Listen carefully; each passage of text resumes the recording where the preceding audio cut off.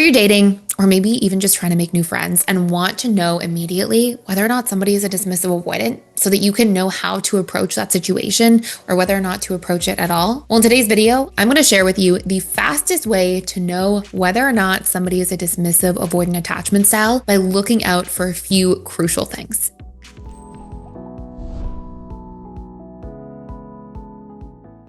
The very first sign that you might be dismissive avoidant is that you find yourself being really afraid of being vulnerable. And although you may sort of be a little bit disconnected from your emotions and not even find that you relate to vulnerability from a place of fear, if you pay close attention, you do a lot of things to avoid vulnerability. So there is some sort of subconscious fear, even if you're not really connected to the emotion of it. And generally, you might make vulnerability mean that you will feel helpless if you're too vulnerable to others, that you're weak and you don't want to have to rely on somebody, that you're shameful, that it's shameful to be vulnerable, or that you're unsafe. And these are not things that vulnerability is, but when we get conditioned in an environment, specifically like dismissive avoidance do, where your needs are neglected, if your needs are neglected for consistent periods of time, it feels really bad to try to open up and be vulnerable and share things about yourself, share your needs, be known, because you associate all those things based on the way you were conditioned with leading to those outcomes. As a child, you might have felt weak when you felt helpless. As a child, you might have been shamed for opening up and being vulnerable. Don't cry. That's, be a big girl, or, big boys don't cry. These types of messages we get during being conditioned, right? During our upbringing and the way that we're socialized. And eventually those things get programmed into us as concepts or ideas at a subconscious level that we see and interact with the world through. So number one is dismissive avoidants tend to really be afraid of being vulnerable, and they will do all sorts of different things to avoid vulnerability, especially as they get closer and closer to people in relationships. Number two, you may find that as a strategy to actually avoid your feelings as a whole, you constantly escape into things. I find that dismissive avoidants have a generally difficult time, and I saw this a lot throughout my practice, especially when I was working with couples. I would find that as soon as the ante was up in terms of like vulnerability or openness or having to have tough conversations and get really present, if anything was triggering too strong of a feeling response for the dismissive avoidant partner in the couple, I would often find that person try to escape. And they would be through subconscious strategies. It wasn't like they would consciously get up and leave the room necessarily, but they would do things like get restless, want to move around, want to deflect, want to move the conversation in a different direction.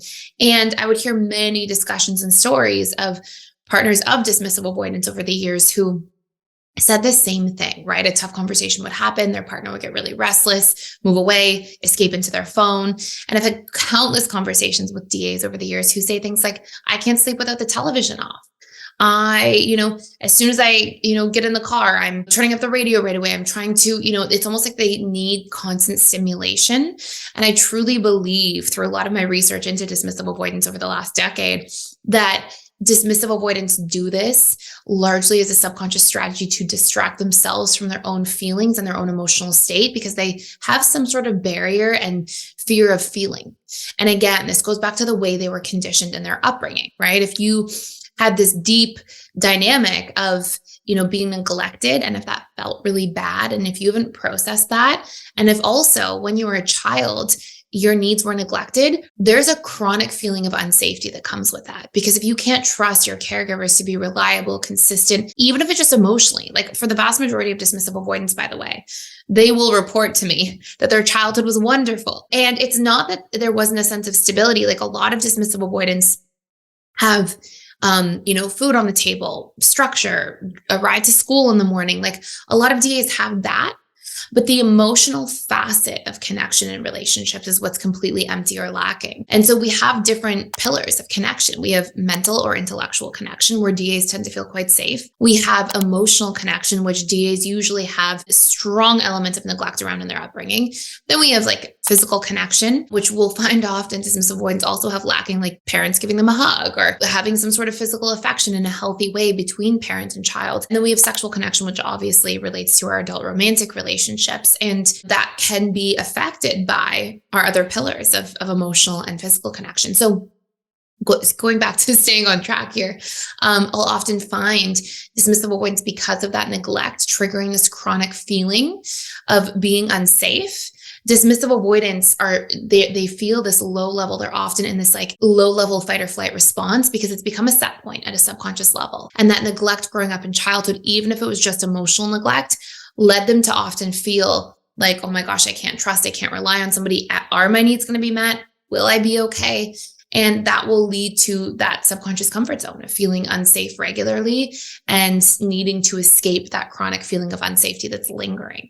And I want to be clear about one other thing, and then I'll move on to point number 3, which is that dismissive avoidance as well, they can find themselves in a position where they are overtly neglected. So they can also struggle with neglect as a whole. They can struggle with like routines, food on the table, like their needs can be neglected from a very basic level as well. But I would say the vast majority of dismissive avoidance generally suffer more from that covert neglect under that emotional pillar of relating. Whereas, more extreme DAs, we can see a bigger theme of neglect that's overt, both with basic needs, physical needs, food, survival needs, and those emotional needs as a byproduct as well. So I have some exciting news, which is that we are doing $1,000 off of our lifetime membership sale to the Personal Development School, which means you get access to literally everything at PDS for your entire rest of your life. Essentially, that entails all of our different courses you have lifetime access to. I do 4 live webinars a week, every single week. You can access them ongoing, and you get access to all of our daily community events. So I'd love to see you on the other side, and you can access it by using the link in the description box below. So number 3, and this really relates back to the I am unsafe core wound that a lot of DAs have, they tend to really dislike conflict. It doesn't mean that DAs will never be in a conflict, but it does mean that generally they will do what they can to deflect, avoid, shut down, withdraw from conflict as quickly and as easily as possible because of that I am unsafe core wound. So we may see, for example, that a dismissive avoidant in the middle of an argument will be like, okay, I'm sorry, I get it. I'll do that thing you asked me to do, and then won't necessarily follow through because sometimes they're in this fight or flight response mode where they're afraid of the conflict. It's really dysregulating and uncomfortable for them. And so they'll just kind of say, yes, yes, yes, no problem, to escape the situation without like necessarily being fully present and involved in the conversation in order to resolve and move the needle to whatever outcome needs to be happening for the growth of the relationship that they're in. So I'll see DAs do the sort of deflecting mechanisms around conflict, but also I may see DAs really just avoid conflict, really don't like drama, will really do what they can to avoid engaging in conflict, avoid arguments, just anything as a whole. Number 4, dismissive avoidants are so much more sensitive to criticism than you might think. They tend to struggle with this I am defective core wound, which really is like something's wrong with me, this sort of like inherent belief that something's wrong with me. And the reality of where this comes from is, again, going back to neglect in childhood. If there's a substantial amount of neglect under a particular or multiple pillars of connection in relationships, DA children, and because our attachment cell develops really young, dismissive avoidant children, they can't conceive of, oh, my parents are emotionally unavailable, or, oh, my parents aren't very stable. So the child mind personalizes everything. This is what it does. And so what essentially takes place is when their needs are not being met, they, instead of seeing the lack of availability from the caregiver, goes, oh, well, there must be something wrong with me then. I must be defective. Something must be wrong with me that I'm not getting my needs met. And they have this deep, deep subconscious program around that. And this really leads to chronic shaming of themselves. If you're listening to this video and you think you might be a dismissive avoidant, I would really urge you to check in and ask yourself, like, how much do you shame yourself for little things? I've had countless conversations with dismissive avoidant clients over the years who have said things to me, like when I really do a shame audit with them, they'll say, yeah, like I got out of bed late. I wanted to get up at 8. I got up at 8:30, and I really, for the first hour of the morning, I really was giving myself a hard time. I didn't really identify it as shame, but now that we're talking about it, yeah, I really shamed myself, really put myself down for it.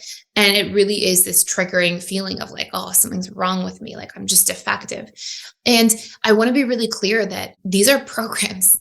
Programs are not reality. They are just an idea you adopt, and it gets embedded into the subconscious mind because the subconscious is programmed through repetition plus emotion. So if you've repetitively unmet needs and it elicits this emotional response of like, oh, it must be me, then the firing and wiring of that idea across time leads you to believe this about yourself. It doesn't mean it's the truth, but it's a belief, and it creates this filter. Your subconscious mind is essentially this filter that you see and interact with the world through. Or I guess a lens would be a more appropriate term. So this lens you see and interact with the world through. And so it's really valuable to learn to recondition some of these ideas by really questioning them, by really bringing them to your conscious mind's awareness and being able to do some reprogramming work. So number 5, dismissive avoidants tend to have low emotional bandwidth at all times. They're sort of in like a low-level deactivated state. In other words, they tend to not really feel like they can pour into other people emotionally.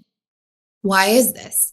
Because again, if you didn't learn how to fill your own cup emotionally, because there was no modeling in childhood to pour into your cup emotionally and to meet your needs and show up for them, if that wasn't there for you in a one-to-one connection from a caregiver, then you don't have very much in your cup to then pour into other people. And if you combine that with these ideas that, oh, my emotions are unsafe, that part of me shameful or bad or weak, these ideas that DAs sort of collect through conditioning about these aspects of self, then what ends up happening is you get into a position where you don't feel like you can even go there. You can't even go to look at the cup, let alone pour into it, which translates into what people have to give for others. And the reality is, as cliche as it sounds, what we show up for in the relationship to ourselves is what we have an abundance of that we can then distribute to the relationships outside of ourselves. And this goes for all things. And, all needs, for anxious preoccupieds, for example, if they have a lot of ability to give their emotional connection needs met to themselves, then that translates into the emotional connection needs met they have with others. So all of these things really reflect like the way this individual treats themselves as well. Number 6, dismissive avoidants often feel misunderstood. Now, one of the most important things that I've learned over the years about dismissive avoidance is that they usually chronically feel misunderstood and struggle to even open themselves up. They kind of have this like why bother concept around trying to express themselves. And it's because they're not communicating their needs.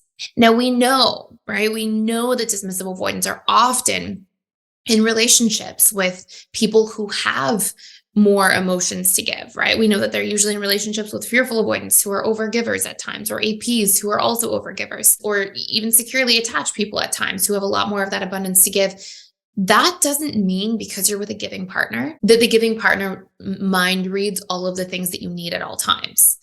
So dismissive avoidants tend to feel misunderstood and feel like people are misinterpreting their actions or criticizing them for things that they aren't intending to do, or shaming them for things that they didn't mean to do. And largely, this problem gets solved when dismissive avoidants learn to communicate what their needs are, what their boundaries are, what their intentions were, why they did what they did. And in order to do that, dismissive avoidants have to first work through that fear of vulnerability, because in translating that, you have to be seen and known. But what I really want to get across here is that DAs tend to have this big I am misunderstood core wound, and they often will shy away from communication when in fact, that communication would help you get your needs met. That would help you feel seen and known in a healthy way. And if you say to somebody, look, let's say you're dating an anxious, preoccupied person as a DA, and you say to your partner, look, I really care about you in the relationship. I feel like we're in a great spot. My emotional bandwidth is used up this week. I am tapped out, and I really need Friday night just to spend time with myself to recharge. And then we'll hang out Saturday instead, or I'll see you on Sunday. If you could give context and open up a little bit and share and be transparent, it would actually help your partner be like, oh, okay, there isn't a problem. We're okay. It wouldn't trigger the partner's core wounds. And then what you would see is that partner would have a much better time understanding and making space for your needs. But instead, what often happens is DAs just withdraw, then they fear conflict. They want to cancel plans. They need time to themselves. They won't communicate with context and openness and transparency. And those things will be misread as, oh, you don't care, you didn't even care to show up. And really what's happening a lot of the time is the DA feels kind of like guilty, but doesn't want to communicate, doesn't want the conflict, withdraws instead to avoid the whole thing. And there's just a much easier way through opening up a little bit more and communicating your why.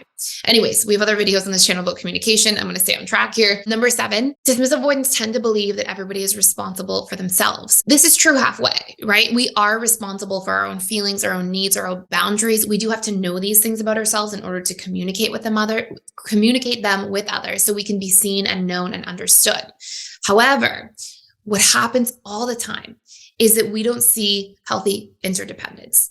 Interdependence is the middle. You can think of it as being between codependency, which is the AP leaning, the anxious side of the attachment continuum, and independence, like hyper independence or even counterdependency on this far side of the attachment spectrum. Now, healthy communication and healthy relating means I am, yes, responsible for my own feelings, my own core wounds, but I'm also allowed to share with you what my needs are. And healthy relating means we take each other's needs and wounds into consideration. So for example, I know for my husband, for example, sensitivities that he has to things. And what I do naturally, because we've shared about these things many times, is I know sensitivities that he has in certain areas of his life. And I know to just avoid those things or to look out for those things or to have his back in those areas if something's going to come up for him and vice versa. And that's because we've shared those things with one another.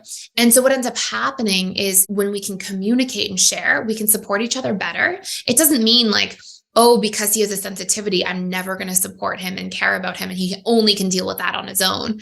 That's not how it works, right? When we love, when we bond, when we attach, we can look out for those things in others. We can be there for them in certain ways. And at the same time, we can know that, hey, ultimately, we each have to fix any internal core wounds. Only we can do that reprogramming. But it doesn't mean that if somebody has a wound of feeling rejected, for example, that I'm not going to, if I have, something to communicate, and this isn't my husband's core wound, but let's just say that it's around rejection. And I have to communicate something that's like constructive feedback for the relationship. I might start off by saying, hey, I feel like we're in a great place overall. I really care about you. I want to share something with you. And sort of preface it so that it's better received by somebody because we understand them, right? And so healthy interdependence means, yes, we are responsible for our own feelings and needs, but we can also communicate them to others and have them be considerate of us at the same time. And dismissive avoidants tend to be really polarized in the fact that they think that, no, we don't do that. That's not even required from relationships. And again, this sounds like it's mean that somebody would even think that. But the reality is this is what was modeled to dismissive avoidants. This was their trauma. This is how they were taught to relate to other people because they were given this type of modeling and connection from their parents or caregivers growing up. And furthermore, like we often talk about how dismissive avoidance breadcrumb in relationships. They were breadcrumbed in their childhood. So this is how they know how to love, right? Anyways, we can talk about that more in a different video. So number 8, they tend to really want a relationship that is simple, harmonious, and low effort. And again, this starts to heal and change as they become more and more securely attached. But they tend to want to avoid all the conflict, drama, pain, struggle, all that kind of stuff because they don't know how to work through conflict because it hasn't been modeled to them. So if you imagine that you're programming your subconscious mind's lens that it sees and interacts with the world through, if you imagine that your programming says, I can't work through conflict, really opening up is bad and shameful and weak. And, I don't want to feel my feelings under any circumstances because I've done that as a child and that didn't go well for me. And that's your programming, right? That's your individual reality. It doesn't necessarily mean it's like the objective reality, but your subjective programming, that's what you believe, that's what you know, you're sure of it. Then of course you want a relationship that's low effort because you need to relate without dealing with all that stuff, right? So it has to be simple and easy. Again, these things change as dismissive avoidants learn to become more securely attached. They stop fearing those things and they learn healthy strategies to deal with conflict, to work through their emotions, to regulate themselves. And then this whole thing shifts. But at the time when this is just that person's natural programming, it translates into the relationship. And you'll often find as a result that dismissive avoidance will flaw find as a subconscious strategy for self-protection. And we'll see, this goes into number 9 here, dismissive avoidants may lose feelings suddenly in relationships. And what happens is DAs are always operating in their feelings minus their fears. When there's a low attachment, like in the dating stage, those early days of a relationship, those fears don't really get activated. The more there is attachment, now our subconscious mind goes, okay, what do I know about attachment? Oh, the last time I really attached this vulnerably. So basically, on a side note, we tend to use our adult romantic relationships to replace our caregiver relationships with our parents. So the subconscious mind, which is basically operating as like a giant filing cabinet of information, goes and says, oh, attachment, I'm attaching, I'm bonding, I'm opening up as that relationship progresses. And that turns into the dismissive avoidant going, oh my gosh, attachment is scary. And so the more attachment is there, the more DAs are operating in their feelings. And then those fears start to rise up. And it's almost like the subconscious opens the filing cabinet and goes, what do we know about attachment? Oh my gosh, it's scary. Vulnerability doesn't feel good. Conflict feels really bad. And all those fears come up. And so DAs are constantly in this feeling minus fear space. If those fears are too strong or high, if the DA has too many fears that are unresolved there, it will lead them to a point where they end up losing feelings suddenly, flaw finding in their partner, like as a subconscious strategy to feel protected, like nitpick little things as a way to justify pushing the person away. And their subconscious mind basically feels all this stored fear and does what it can to create space and to push somebody away to stay safe, to be okay. And this brings me to number 10. They believe that like I'm not good enough, or the higher level belief is I'm not capable of giving other people what they need. And often again, they think like I'm just not capable. I don't know how to do this stuff. And you have to remember, if you have very low modeling for emotional connection, and you haven't been taught healthily or properly or consistently how to healthily emotionally relate to others and how to give and receive and how to do a lot of these things that a lot of other attachment styles feel naturally come to them, then you're going to feel like it's an unknown. So when people are like, why did you do this? Why didn't you do this? How could you forget about this thing? A lot of times DAs, and I've had countless conversations with DAs clients over the years, have said things to me like, I just think I'm not cut out for relationships. I'm not wired for them. I don't think I'm capable of this like other people are. And this is just the meaning the mind will give to the situation when it doesn't know that there are solutions. When it doesn't know, hey, I can do a little exposure work on vulnerability. I can do a little reconditioning of my core wounds, and I can learn healthy communication tools to work through conflict. And if I remove these core wounds through reprogramming of weak, shameful, unsafe, I am not capable, I'm not good enough, I'm misunderstood. If I just do some reprogramming, which is easy to do, and then I learn healthy communication about my needs and to work through conflict, then right there, like, wow, like relationships got so much easier. And it's not that somebody's not capable. It's that when they don't have the tools and they don't know what the tools would be, and it's like an unknown, then it makes it really, really tricky. So I do want to say it is absolutely possible to change, to become secure, to have healthy attached relationships. And those are 10 of the major signs you might be dismissive avoidant. This can also be for partners of DAs who are wondering to see if their partner is dismissive avoidant, and hopefully this makes a lot of sense. Thank you so much for watching. If you enjoyed this video, please subscribe. Please check out some of our content you can for free for 7 days using that link below. And please give me a thumbs up if you enjoyed this. And thank you for watching.